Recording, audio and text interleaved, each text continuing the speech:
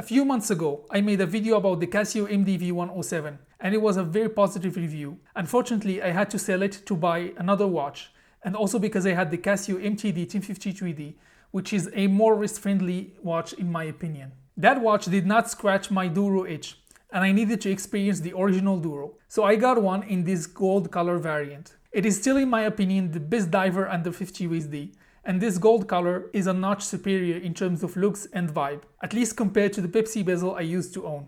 I will leave some links to price suggestions in the video description in case you want to pick one up for yourself. This is a gigantic watch, and if you have a small wrist like me, you might want to try it out before buying. I'll show you some wrist shots later on.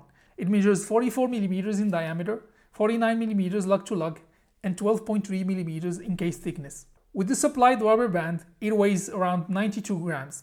It's powered by the Miura 2115 chords movement with an accuracy of plus or minus 20 seconds per month and an advertised 3 years of battery life, and its water resistance to 200 meters. The case materials and finishing are the same on the MDV-107, a stainless steel construction with a combination of brushed and polished finishing. There are crown guards and the crown is screw-in.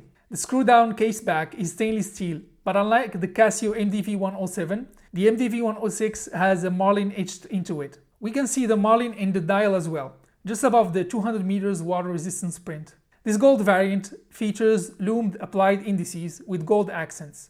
We can see the same gold theme in the pencil minute hand and the arrow hour hand.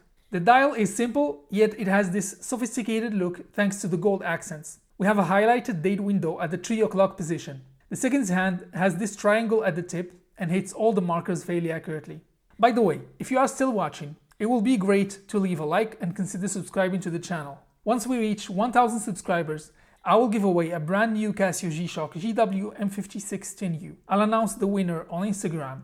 You can follow me using the link in the video description. The loom is decent in my experience. This is as much as you could expect for the price and the quality of the watch. The gold theme continues with the rotating bezel. The rotating action is decent, with a little back play. The supplied rubber strap is reusable and has a stainless steel buckle. I just wish the buckle was in gold to match the whole theme of the watch. On my 6¼ inch wrist, it looks great, it feels great, and most importantly, it tells the time. It's on the large side though, but that's something I'm okay with these types of watches. I still think the MTD-1053D is much more wearable, and I am yet to check out the MDV-10. Stay tuned for that. Compared to the MDV-107 Pepsi, I think the MDV-106 has a bit more persona, and the gold variant is one of the best options. I believe this one will survive a bit longer in my collection. Practically they are the same watch with slight differences that are all aesthetic. But if I had to choose between the two, I would definitely go for the MDV-106. Which one do you prefer?